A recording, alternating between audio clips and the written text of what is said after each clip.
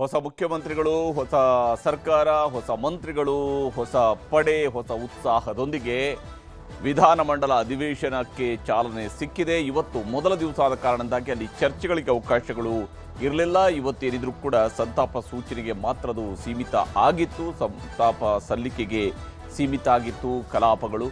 ಆದರೆ ನಾಳೆಯಿಂದ ಏನೆಲ್ಲ ಸಾಗಬಹುದು ಅನ್ನೋದರ ಮುನ್ಸೂಚನೆಯನ್ನು ಮೊದಲ ದಿವಸವೇ ಕೊಟ್ಟಿದ್ದಾರೆ. ಮೊದಲ ದಿವಸವೇ ಅದಕ್ಕೆ ಬೇಕಾದಂತಹ ಸಿದ್ಧತೆಗಳು ಪ್ರತಿಪಕ್ಷದ ಕಡೆಯಿಂದ ನಡೀತಾ ಇದೆ, ಆಡಳಿತ ಪಕ್ಷದಿಂದ ನಡೀತಾ ಇದೆ.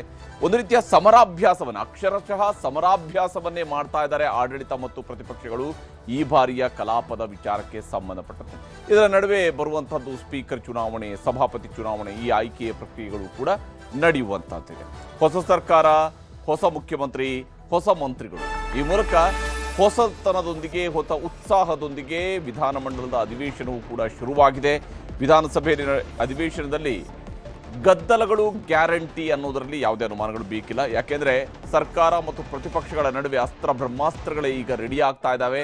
ಏಟಿಗೆ ಎದುರೇಟು ಕೊಡೋದಕ್ಕೆ, ಸೇರಿಗೆ ಸವ್ವಾ ಸೇರು ಅನ್ನುವಂತಹ ರೀತಿಯಲ್ಲಿ ಏಟಿಗೆ ಎದುರೇಟನ್ನು ಕೊಡೋದಕ್ಕೆ ಬೇಕಾದಂತಹ ತಯಾರಿ ಎರಡೂ ಕಡೆಯೂ ಕೂಡ ಸಜ್ಜಾಗಿರುವಂಥದ್ದು ಸ್ಪಷ್ಟವಾಗಿ ಗೋಚರಿಸ್ತಾ ಇದೆ. ಮೊದಲ ದಿವಸವೇ ತಮ್ಮ ಮಂತ್ರಿಗಳನ್ನು ಪರಿಚಯಿಸೋದಕ್ಕೆ ಮುಖ್ಯಮಂತ್ರಿಗಳು ಎದ್ದು ನಿಂತರೆ ಪ್ರತಿಪಕ್ಷ ನಾಯಕರು ಹೇಳಿದರು, ಇವತ್ತು ಬೇಡ, ನೀವು ಹೊಸ ಸಂಪ್ರದಾಯ ಎಲ್ಲ ತಂದು ಇಡೋದು ಬೇಡ, ಇಲ್ಲಿ ಏನಿದ್ರು ಮೊದಲು ಸಂತಾಪ ಸೂಚನೆ ಆಗಲಿ, ಸಂತಾಪ ಸೂಚನೆ ಮುಗಿದ ನಂತರ ನಿಮ್ಮ ಹೊಸ ಸರ್ಕಾರದ ಉತ್ಸಾಹಗಳನ್ನೆಲ್ಲ ನಾಳೆ ನೀವು ಪ್ರದರ್ಶಿಸಿ ಅಂತ ಹೇಳಿಕೊಂಡು ಕಾಲೆಳೆಯುವ ಕೆಲಸವನ್ನು ಮಾಡಿದರು. ಮುಖ್ಯಮಂತ್ರಿಯವರು ಕೂಡ ಆಯಿತು, ಪ್ರತಿಪಕ್ಷ ನಾಯಕರು ಹೇಳಿದಂಗೆ ನಡೀಲಿ ಅಂತ ಹೇಳ್ಕೊಂಡು ಮೊದಲ ದಿವಸದ ಕಲಾಪವನ್ನು ನಡೆಸಿದ್ದಾರೆ. ಆದರೆ ಸಭಾನಾಯಕರಾಗಿ ಇವತ್ತು ಶಿವಕುಮಾರ್ ಅವರಿಗೆ ಮೊದಲ ಅಧಿವೇಶನ. ಸಭಾನಾಯಕರು ತಮ್ಮ ಕೊರಳಿನಲ್ಲಿ ಇದುವರೆಗೆ ಬೇರೆ ಬೇರೆ ಕಲರ್ನ ಶಾಲ್ಗಳನ್ನು ಹಾಕ್ಕೊಂಡು ಬರ್ತಾ ಇದ್ರು. ಆದರೆ ಮೊದಲ ದಿವಸ ಕಲಾಪದಲ್ಲಿ ಭಾಗಿಯಾಗುವಾಗ ಹೇಗೆ ಪ್ರಮಾಣ ವಚನ ಸ್ವೀಕರಿಸುವ ಸಂದರ್ಭದಲ್ಲಿ ಯಾವ ಒಂದು ಶಾಲನ್ನು ಧರಿಸಿದ್ರು, ಅದೇ ಶಾಲನ್ನು ಮೊದಲ ದಿವಸದ ಕಲಾಪದ ಸಂದರ್ಭದಲ್ಲಿ ಮುಖ್ಯಮಂತ್ರಿಗಳು ಧರಿಸಿ ಬಂದಿದ್ರು. ಕಲಾಪಕ್ಕೆ ಎಂಟ್ರಿ ಕೊಡೋದಕ್ಕಿಂತ ಮುಂಚಿತವಾಗಿ ಸಭಾ ಮಂದಿರಕ್ಕೆ, ಅಂದರೆ ವಿಧಾನಸಭೆಯ ಸಭಾಂಗಣಕ್ಕೆ ಒಳ ಪ್ರವೇಶಿಸೋದಕ್ಕಿಂತ ಮುಂಚಿತವಾಗಿ ಆ ಆಡಳಿತ ಪಕ್ಷದ ದ್ವಾರದಿಂದ ಒಳಗಡೆ ಬರುವಾಗ ಅಲ್ಲಿ ಏನು ತಲೆಬಾಗಿ ಆ ಮೆಟ್ಟಿಲುಗಳಿಗೆ ವಂದಿಸಿ ಅದನ್ನು ಹಣೆಗೆ ಒತ್ತಿ ಆ ಮೂಲಕ ಒಳಗಡೆ ಬಂದಿದ್ದಾರೆ. ಒಂದು ರೀತಿಯಂತಹ ಹೊಸ ಸಂಪ್ರದಾಯ.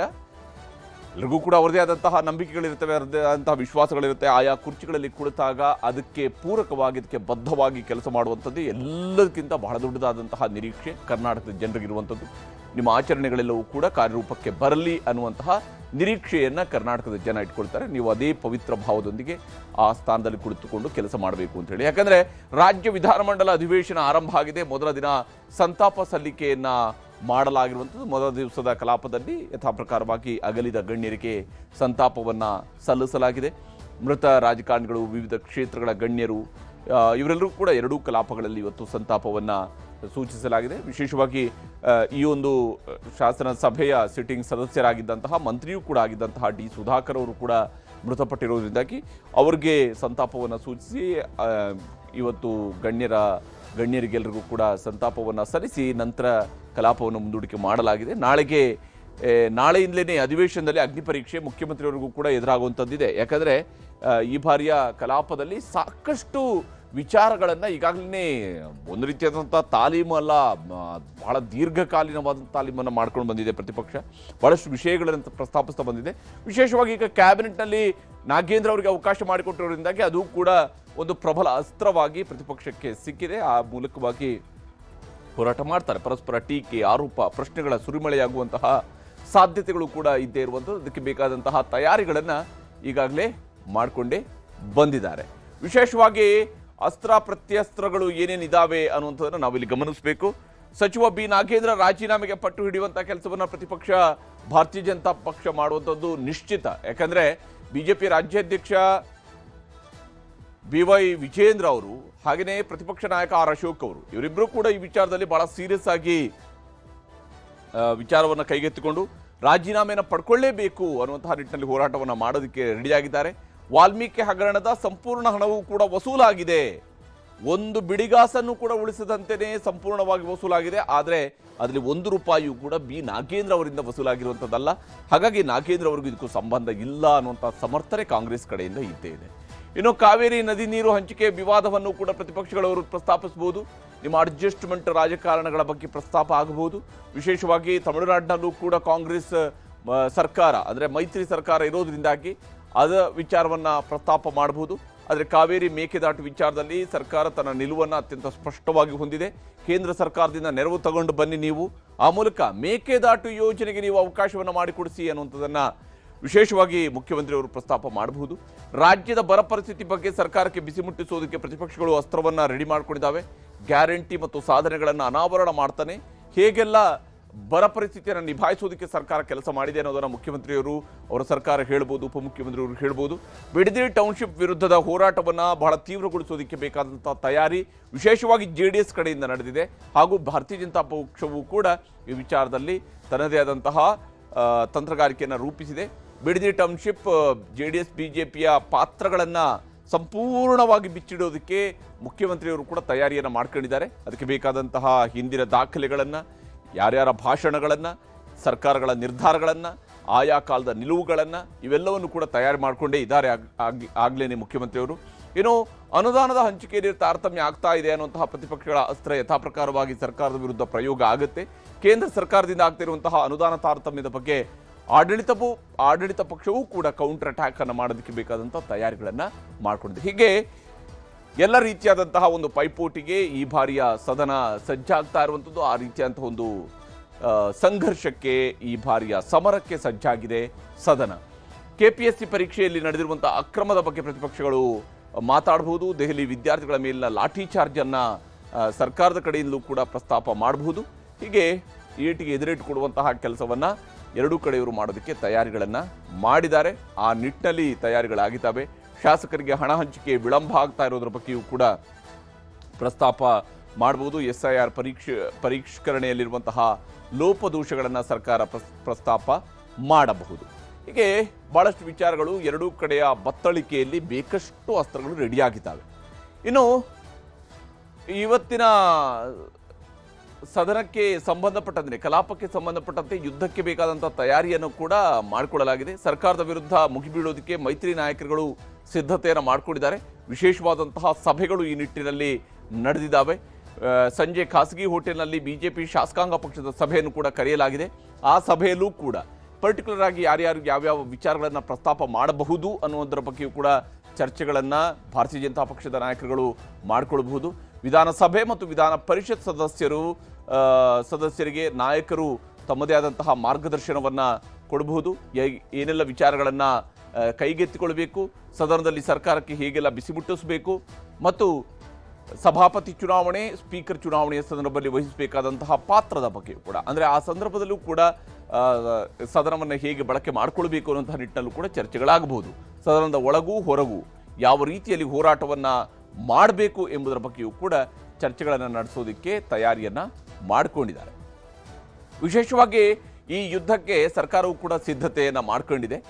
ಮುಖ್ಯಮಂತ್ರಿಯವರು ಈ ವಿಚಾರದಲ್ಲಿ ವಿಶೇಷ ಮುತುವರ್ಜಿ ವಹಿಸಿ ಒಂದು ವಿಶೇಷ ಸಭೆಯನ್ನು ಕೂಡ ಆರ್ಗನೈಸ್ ಮಾಡಿಕೊಂಡ್ರು.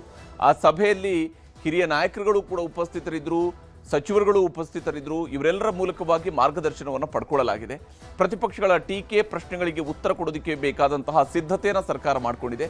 ಅಂದರೆ ಸಚಿವರುಗಳಿಗೂ ಕೂಡ ಅಲ್ಲಿ ಮಾಜಿ ಸಭಾಪತಿಗಳನ್ನು ಕೂಡ ಕರೆಸಿಕೊಂಡು ಅವರ ಮೂಲಕವಾಗಿ ಕೂಡ ಮಾರ್ಗದರ್ಶನವನ್ನು ಪಡ್ಕೊಳ್ಳಲಾಗಿದೆ. ಅವರ ಅಭಿಪ್ರಾಯಗಳನ್ನು ಕೂಡ ಇಟ್ಕೊಂಡೇ ಹೇಗೆ ಮುಂದಿನ ಹೆಜ್ಜೆಯನ್ನು ಇಡಬಹುದು ಅಂತೇಳಿ ನೂತನ ಸಚಿವರುಗಳೊಂದಿಗೆ ಈಗಾಗಲೇ ಸಭೆಯನ್ನು ಮುಖ್ಯಮಂತ್ರಿಯವರು ಮಾಡಿದ್ದಾರೆ. ನೂತನ ಸಚಿವರುಗಳ ಜೊತೆಗೂ ಕೂಡ ಸಭೆಯನ್ನು ಮಾಡಿದ್ದಾರೆ. ಇಲಾಖೆಗಳ ಪ್ರಶ್ನೆಗಳಿಗೆ ಜವಾಬ್ದಾರಿಯಿಂದ ಮತ್ತು ಜಾಗೃತರಾಗಿ ಉತ್ತರ ಕೊಡುವಂತೆ ಸಲಹೆಯನ್ನು ಕೂಡ ನೀಡಲಾಗಿದೆ.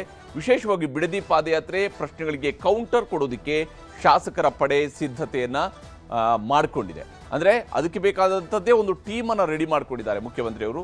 ಆ ಮೂಲಕ ಈ ಬಾರಿ ಸರ್ಕಾರದ ಕಡೆಗೆ ಪ್ರತಿಪಕ್ಷದಿಂದ ಬರುವಂತಹ ಯಾವುದೇ ಟೀಕೆಯನ್ನು ಅಲ್ಲಿ ಸಡನ್ ಆಗಿ ಅಲ್ಲ, ಒಂದು ಪ್ರಿಪೇರ್ಡ್ ಅಟ್ಯಾಕ್ ಆಗಬೇಕು, ಪ್ರಿಪೇರ್ಡ್ ಕೌಂಟರ್ ಅಟ್ಯಾಕ್ ಆಗಬೇಕು, ಸಂಪೂರ್ಣ ತಯಾರಿಯೊಂದಿಗೆ ಮಾತಾಡಬೇಕು, ಆ ಕಡೆ ಈ ಕಡೆ ಹೋಗೋದು ಬೇಡ ಅನ್ನುವಂತಹ ನಿಟ್ಟಲ್ಲಿ ರಣತಂತ್ರವನ್ನು ರೂಪಿಸಿದ್ದಾರೆ. ಪ್ರತಿಪಕ್ಷಗಳ ಮೇಲೆ ಮುಗಿಬೀಳೋದಕ್ಕೆ 30 ಶಾಸಕರಿಗೆ ಈ ನಿಟ್ಟಿನಲ್ಲಿ ತರಬೇತಿಯನ್ನು ಕೊಡಲಾಗಿದೆ. ಅಂದರೆ 30 ಶಾಸಕರುಗಳ ಪಡೆಯನ್ನು ಬಹುಶಃ ಈ ರೀತಿಯಾಗಿ ಸಾಮಾನ್ಯವಾಗಿ ಸದನದಲ್ಲಿ ಈ ರೀತಿಯಂಥ ತಂತ್ರಗಾರಿಕೆಗಳನ್ನು ಮಾಡೋದಿಲ್ಲ. ಆದರೆ ಶಿವಕುಮಾರ್ ಅವರು ಈ ವಿಚಾರದಲ್ಲಿ ವಿಶೇಷ ಮುತುವರ್ಜಿಯನ್ನು ವಹಿಸಿ ಬಹಳ ತಂತ್ರಗಾರಿಕೆಯನ್ನು ರೂಪಿಸಿದ್ದಾರೆ. ಸದನದ ಒಳಗೂ ಕೂಡ ಆ ತಂತ್ರಗಾರಿಕೆ ಬೇಕು ಅನ್ನೋಂಥದ್ದು ಶಿವಕುಮಾರ್ ಅವರ ಲೆಕ್ಕಾಚಾರ. ಅದಕ್ಕೆ ಬೇಕಾದಂತಹ ಸಿದ್ಧತೆಗಳನ್ನು ಶಿವಕುಮಾರ್ ಅವರು ಮಾಡಿಕೊಂಡಿದ್ದಾರೆ. ಮುಖ್ಯಮಂತ್ರಿಯವರು ಈ ವಿಚಾರದಲ್ಲಿ ತನ್ನದೇ ಆದಂತಹ ಸಿದ್ಧತೆಗಳನ್ನು ಮಾಡಿಕೊಂಡಿದ್ದಾರೆ. ಈ ವಿಷಯದಲ್ಲಿ ಬಿಜೆಪಿ ಮತ್ತು ಕಾಂಗ್ರೆಸ್ನ ನಾಯಕರುಗಳ ನಡುವೆ ಸದನದ ಹೊರಗಡೆ ಯಾವ ಸ್ವರೂಪದ ವಾಗ್ಯುದ್ಧ ಈಗಾಗಲೇ ಶುರುವಾಗಿದೆ ಅನ್ನೋದನ್ನು ನಿಮ್ಗೆ ತೋರಿಸ್ತೀನಿ. ಹೆಸರು ಹೇಳಿಕೊಂಡು ತಪ್ಪಿಸ್ಕೊಳ್ತಕ್ಕಂಥ ಪ್ರಯತ್ನ ಮಾಡಬಾರ್ದು. ನಾನು ತಮ್ಮ ಮುಖೇನ ಗೌರವಾನ್ವಿತ ನಾಗೇಂದ್ರ ಅವರಲ್ಲಿ ವಿನಂತಿಯನ್ನು ಕೂಡ ಮಾಡ್ತೇನೆ, ಆಗ್ರಹವನ್ನು ಕೂಡ ಪಡಿಸ್ತಾ ಇದ್ದೇನೆ. ವಾಲ್ಮೀಕಿ ಸಮಾಜಕ್ಕೆ ನ್ಯಾಯ ಕೊಡಬೇಕು ಅಂತ ನಿಮ್ಗೇನಾದರೂ ಕಿಂಚಿತ್ತಾದರೂ ಕೂಡ ಕಾಳಜಿ ಇದ್ದರೆ ತನಿಖೆ ಸಂಪೂರ್ಣವಾಗಿ ಮುಗಿಯೋವರೆಗೂ ಕೂಡ ತಾವು ಕ್ಯಾಬಿನೆಟ್ಗೆ ತಾವೇ ಸ್ವತಃ ಇಚ್ಛೆಯಿಂದ ರಾಜೀನಾಮೆ ಕೊಟ್ಟು ಹೊರ ಬರಬೇಕು. ಏನ್ ಚಾರ್ಜಸ್ ಇತ್ತು ಅವ್ರ ಮೇಲೆ ಸಂಪೂರ್ಣ ದುಡ್ಡು ವಾಪಸ್ ಬಂದಾಗಿದೆ. ದುಡ್ಡು ವಾಪಸ್ ಬಂದ್ರೆ ಅವರು ಅಲ್ಲ ಅಗ್ರಿಡ್, ಇದು ವ್ಯಾಲಿಡ್ ಪಾಯಿಂಟ್. ದುಡ್ಡು ಯಾರು ಹೆಂಗ್ ಹೋಯ್ತು ಹೆಂಗ್ ಬಂತು? ಯೂಶಲಿ ಅವ್ರು ಏನ್ ಹೇಳಿದ್ರು, ಈ ದುಡ್ಡನ್ನ ಸ್ಪೆಂಡ್ ಆಗಿದೆ ಅಂತ ಹೇಳಿದ್ರು. ಅವ್ರು ಹೇಳಿರ್ತಕ್ಕಂಥ ಮಾತನ್ನ I am not trying to justify, but anyway the government will give clarification. But 100% prima facie there should be a fair chance for him to answer. Let the government answer, then let them question. And I am sure ಇದರಲ್ಲಿ ನಾಗೇಂದ್ರ ಅವರು clear ಆಗಿ ಬರ್ತಾರಂತ ನನಗೆ ನಂಬಿಕೆ ಇದೆ. Clear ಇದೆ ಅಂತ ಕೂಡ ನನಗೆ ನಂಬಿಕೆ ಇದೆ.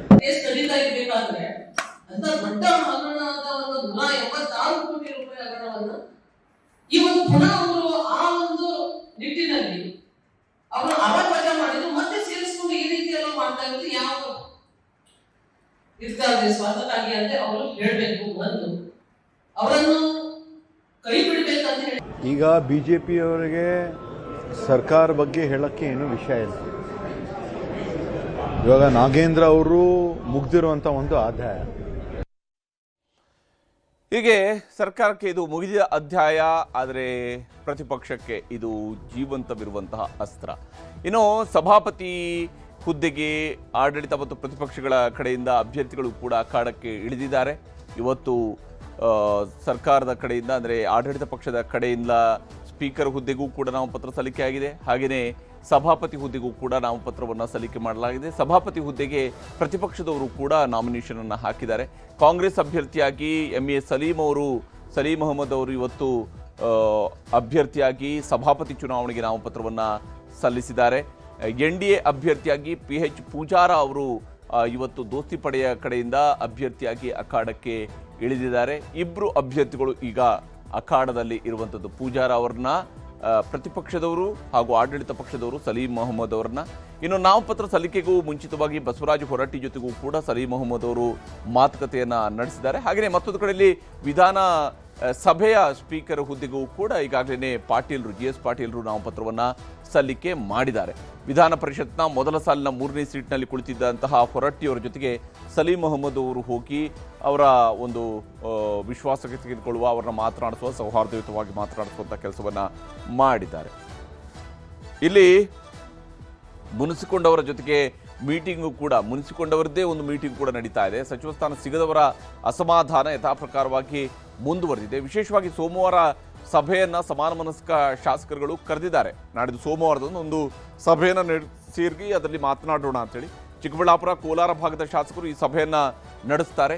ಆ ಸಭೆಯಲ್ಲಿ ಬಂಗಾರಪೇಟೆ ನಾರಾಯಣಸ್ವಾಮಿ ಅವರಿಗೆ ಸಚಿವ ಸ್ಥಾನ ನೀಡಬೇಕು ಅಂತ ಹೇಳಿ ಬೇಡಿಕೆಯನ್ನ ಮಂಡನೆ ಮಾಡೋದಕ್ಕೆ, ಅಂದರೆ ನಮ್ಮೆಲ್ಲರ ಪರವಾಗಿ ಒಬ್ಬನನ್ನ ನಾವು ಲೀಡರ್ ಅಂತ ಹೇಳಿ ಆಯ್ಕೆ ಮಾಡ್ಕೊಳ್ಳೋಣ, ಅವರ ಹೆಸರಿನ ಮೂಲಕವಾಗಿ ಈಗ ಕೌಂಟರ್ ಅಟ್ಯಾಕ್ ಅನ್ನು ಸ್ಟಾರ್ಟ್ ಮಾಡಬೇಕು ಅನ್ನೋಂಥ ಒಂದು ಸ್ಟ್ರಾಟಜಿ ಇಲ್ಲಿ ರೂಪಿಸಲಾಗಿದೆ. ಕಾಂಗ್ರೆಸ್ ವರಿಷ್ಠರಿಗೆ ಒಂದು ಸಂದೇಶವನ್ನು ರವಾನೆ ಮಾಡೋದಕ್ಕೆ ಬೇಕಾದಂತಹ ತಂತ್ರಗಾರಿಕೆಯನ್ನು ಇಲ್ಲಿ ರೂಪಿಸಲಾಗ್ತಾ ಇದೆ. ಮತ್ತು ಹಾಲಿ ಇರುವಂತಹ ಮಹಿಳಾ ಸ್ಥಾನದ ಬಗ್ಗೆಯೂ ಕೂಡ ಆಕಾಂಕ್ಷಿಗಳು ಸಭೆಯನ್ನು ನಡೆಸಬಹುದು. ಅದರ ಬಗ್ಗೆಯೂ ಕೂಡ ತಮ್ಮದೇ ಆದಂಥ ಅಭಿಪ್ರಾಯವನ್ನು ಮಂಡನೆ ಮಾಡಬಹುದು. ರಾಜ್ಯ ನಾಯಕರು ಹೈಕಮಾಂಡ್ ಮೇಲೆ ಒತ್ತಡ ಹೇರುವಂತಹ ಪ್ರಯತ್ನವನ್ನು ಈ ಸಂದರ್ಭದಲ್ಲಿ ಮುಂದುವರಿಸೋದಕ್ಕೂ ಕೂಡ ತಯಾರಿಗಳು ನಡೀತಾ ಇದ್ದಾವೆ.